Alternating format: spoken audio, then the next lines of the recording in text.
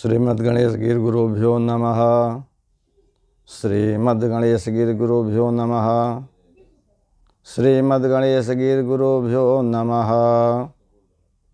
ओम नमो भगवते वासुदेवाय। श्रीमद्भागवत कथा अनुरागी सज्जनों, संपूर्ण संस्कृत वाङ्मय भारतीय आर्ष ग्रंथों में सभी पुराणों में श्रीमद्भागवत महापुराण का महत्व सर्वाधिक है। श्रीमद्भागवत जिस तरह से नदियों में गंगा, देवों में श्रीमन्नारायण एवं वैष्णवों में भगवान शिव हैं, उसी तरह से पुराणों में श्रीमद्भागवत महापुराण है। भागवत जीवन जीने की कला सिखाता है। इहलोक और परलोक दोनों को सुधारने वाला है। इसके श्रवण मात्र से मानव की सभी कामनाएं पूर्ण होती हैं। इस लोक में मानव जब तक रहता है, सारी रिद्धि सिद्धियां, पुत्र पौत्र, धन धान्य से संपन्न रहता है एवं वह मनुष्य अंत में श्रीमन्नारायण के चरण कमलों में प्राप्त होता है। भागवत शब्द का मूल है भग। भग अस्ति अस्मिनिति भगवान। भग से संपन्न होने के कारण ही नारायण का एक नाम भगवान है। उन्हीं को वेदांती लोग ब्रह्म, योगी जन परमात्मा एवं भक्त लोग भगवान कहते हैं। वदन्ति तत्तत्त्वविदः तत्त्वं जद्ज्ञान मद्वयम् ब्रह्मेति परमात्मेति भगवानिति शब्दते। व्याकरण में सूत्र है तदस्या तस्मिन् इति मतुप। इस सूत्र के अनुसार अस्ति अस्मिन्, इस नियम के अनुसार मतु प्रत्यय होता है और तब भगवत बनता है और उसका भगवत बंध हो जाता है और तब भगवान भगवंतो भगवंत, इस तरह से उसका हम रूप चलाते हैं। भग 6 हैं। ऐश्वर्यश्च समग्रश्च धर्मश्च यशस्श्रियः ज्ञान वैराग्य योश्चैव सदांग भग इति ऋणा। अर्थात संपूर्ण ऐश्वर्य जिसमें हो, समग्रता हो, संपूर्ण यश हो, संपूर्ण श्री हो, संपूर्ण ज्ञान हो, वैराग्य हो, ऐसे परम पुरुष श्रीमन्नारायण का नाम भगवान है।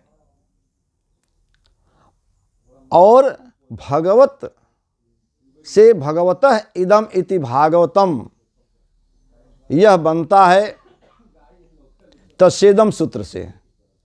अर्थात श्रीमद्भागवत महापुराण श्रीमन्नारायण का स्वरूप है। पुनश्च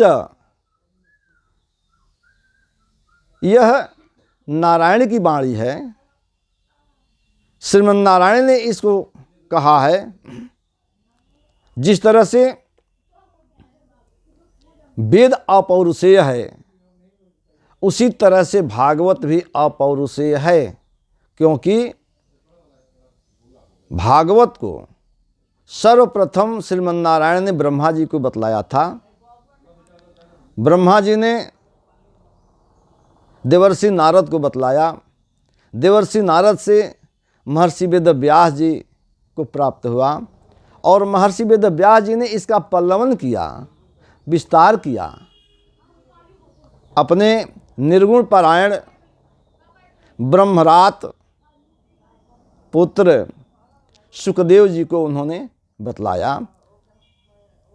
इस प्रकार से यह अपौरुषेय है। तेन प्रोक्तम सूत्र से यह सिद्ध होता है भगवता प्रोक्तम इति भागवतम। भगवान के द्वारा यह कहा गया है, अतः इसका नाम भागवत है। पुनश्च भागवत महापुराण में भागवतों की कथा है। इस आधार पर तस् समूह सूत्र से हम इसको सिद्ध करते हैं कि भागवता नाम समूह भागवतम। अब प्रश्न उठता है कि भागवत क्या है, भागवत किसको कहेंगे? तो भागवत जो भगवतमय बन गया है, ऐसा भक्त ही भागवत है। भागवत में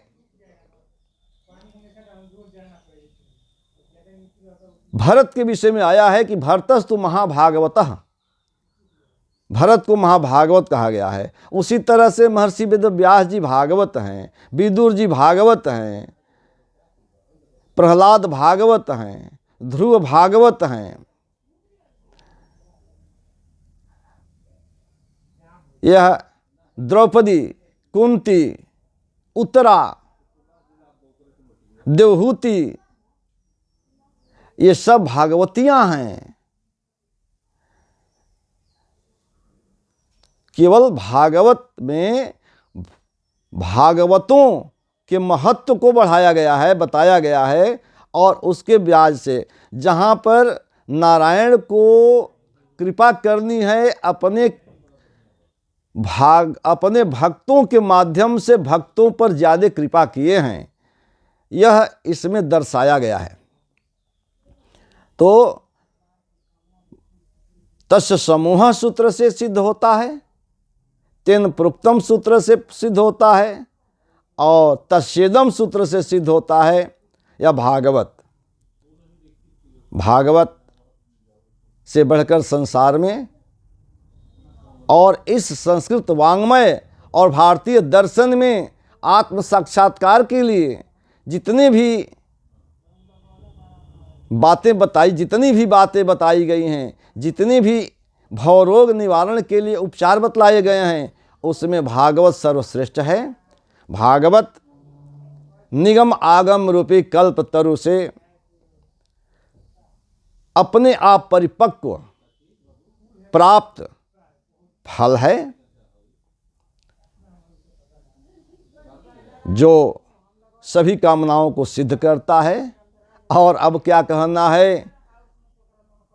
परमहंस श्री सुखदेव जी अर्थात सुख जैसे परम जोगी के मुख से निर्गत होने के कारण इसमें माधुर्य और सौंदर्य की वृद्धि हो गई है। इसलिए मानव जीवन का एक परम लक्ष्य होना चाहिए कि हम अपने जीवन में जरूर भागवत की कथा सुनें, भागवत की कथा का ध्यान करें। इस तरह से भागवत पर विचार करना चाहिए।